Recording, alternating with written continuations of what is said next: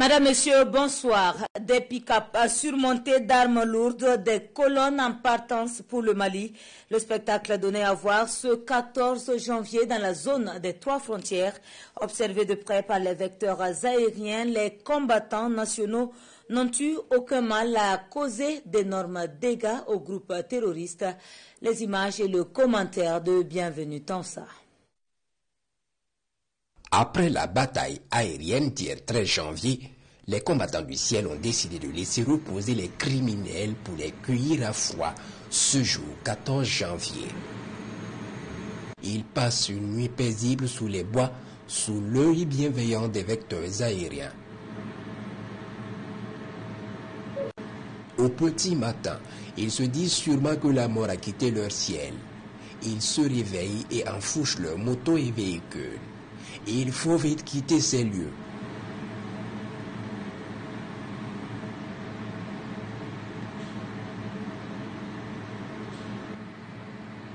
Les vecteurs les observent donc dans le départ et se rendent compte de l'ampleur du fléau dans la zone.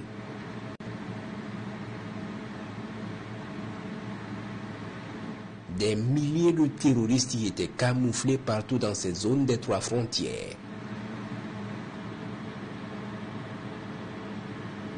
Ils les observent sur des motos et des pick-up à n'en pas finir.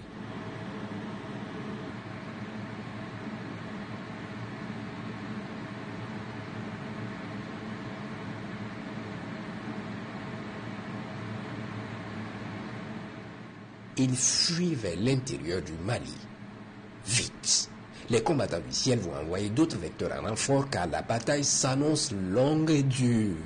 Ils forment plusieurs colonnes et filent vite pour échapper à l'enfer qu'ils ont connu hier.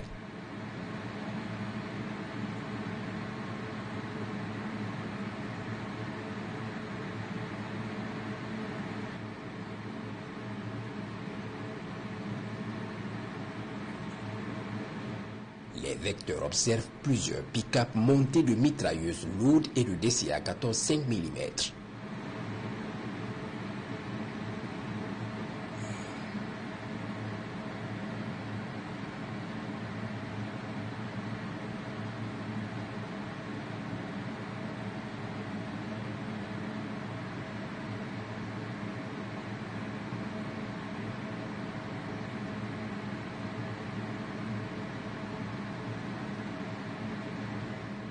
L'attaque est lancée. Les motards de tête sont verrouillés puis frappés efficacement.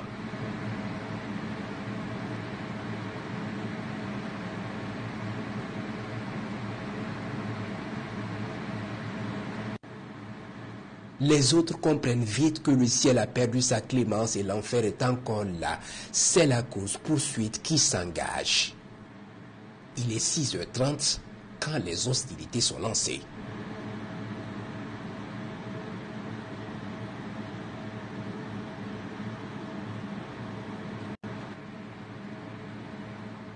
Chacun va se mettre au sérieux et c'est le sauve qui peut. Peine perdue. Le renfort des vecteurs est là. La chasse est ouverte.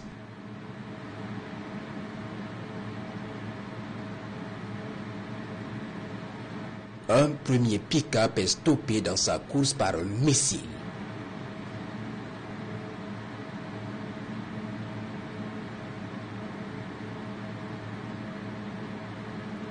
Va s'immobiliser.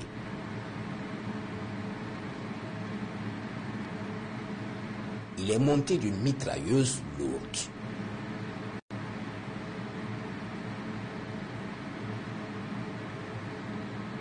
Puis un deuxième véhicule armé qui tente le tout pour le tout est rattrapé et la course est lancée.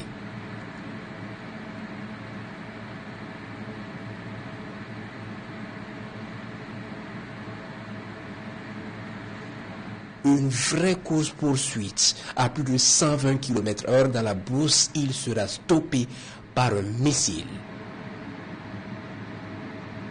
Il est 7h30, exactement.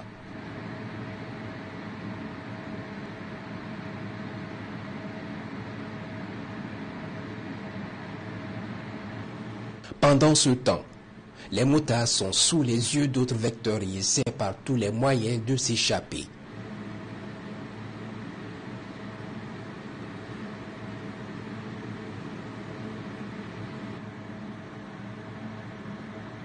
Les véhicules immobilisés vont être complètement détruits par d'autres vecteurs.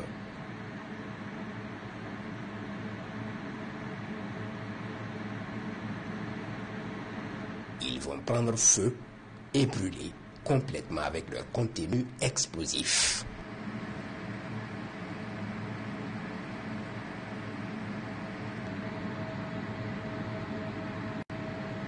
Il est 10h30. Un autre véhicule monté de mitrailleuses est pourchassé puis frappé dans sa course folle.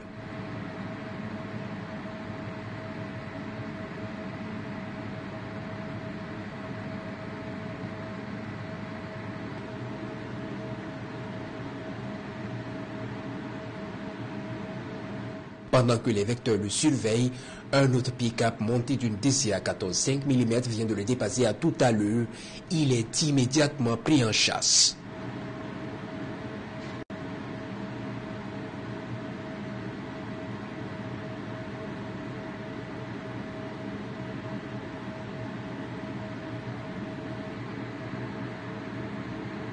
Ils vont camoufler le véhicule sous un grand arbre et fuir immédiatement.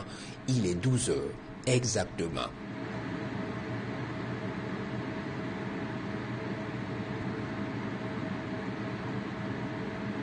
Puis 2 heures plus tard, soit à 14 heures, plusieurs criminels reviennent sur la position et se mettent à vaquer tranquillement à leurs occupations.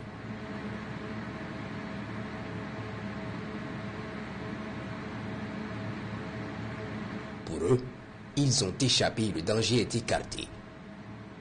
Ils espèrent se reposer paisiblement à côté de leurs bijoux.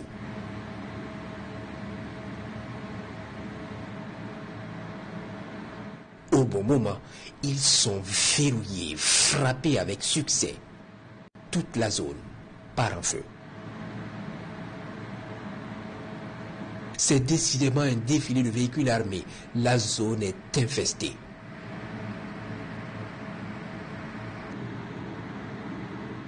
Il est 13 heures. Un autre véhicule monté de DCA 14 5 mm est pris en chasse par un de nos vecteurs. Il sent le danger planer sur sa tête. Il est lourd et a embarqué des munitions sur lui. Il va vite se mettre à couvert, espérant se tirer d'affaire.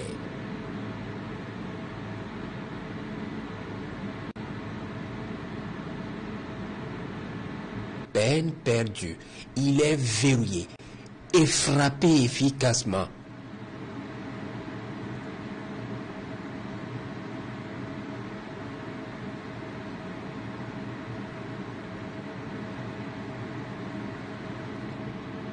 Il part en feu et finit par exploser.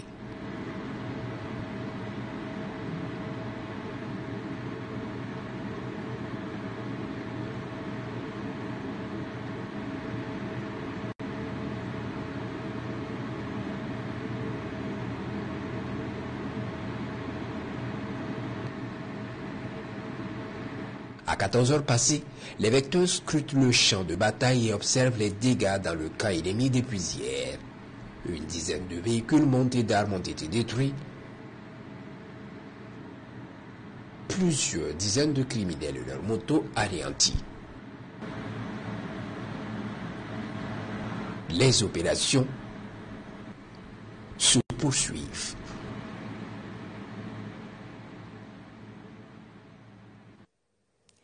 Point final pour les nouvelles du front de ce soir. Merci de nous avoir suivis.